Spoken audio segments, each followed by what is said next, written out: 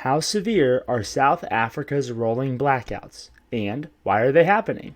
So as of the last month, blackouts have been relatively less intense, just in terms of the period of outages. So at the moment, South Africans on average experience about 2.5 hours of outages per day, whereas in previous months it might have been up to 8 hours at given points. The main cause of this, or the cause of this, is Eskom, the government monopoly in electricity. The government-owned company is unable to meet demand, the result of years of a lack of maintenance, but also because of corruption, because of state capture. So if you have a government monopoly and the wrong sorts of policies in place, you increase the possibilities that things can go wrong. And when they do go wrong, the whole economy suffers as a result.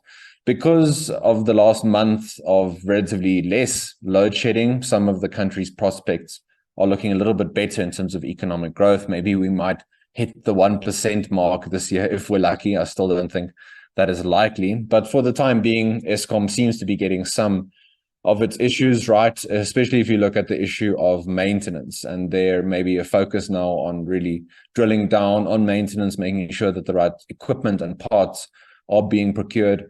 But that's going to take a long time to turn around a lot of its issues at its coal-fired power stations, the main stations of Kusile and Medupi, years over budget.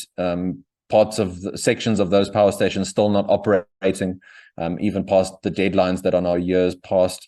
So all of this feeds into the pressures on Eskom. And of course, if you don't have reliable, cheap electricity, you can't really have a growing economy. One of the ways for South African businesses they are trying to mitigate this is a shift to more renewable energy, solar panels, going off grid as much as they can, as much as they can afford.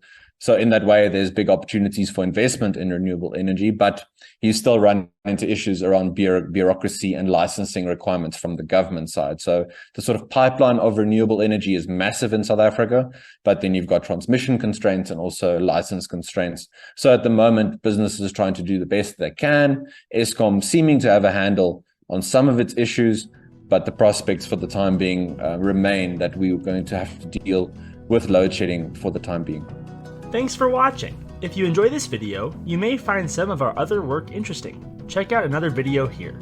Also, make sure to hit the like and subscribe button below, leave a comment, and follow the IATP on Twitter at @the_IATP.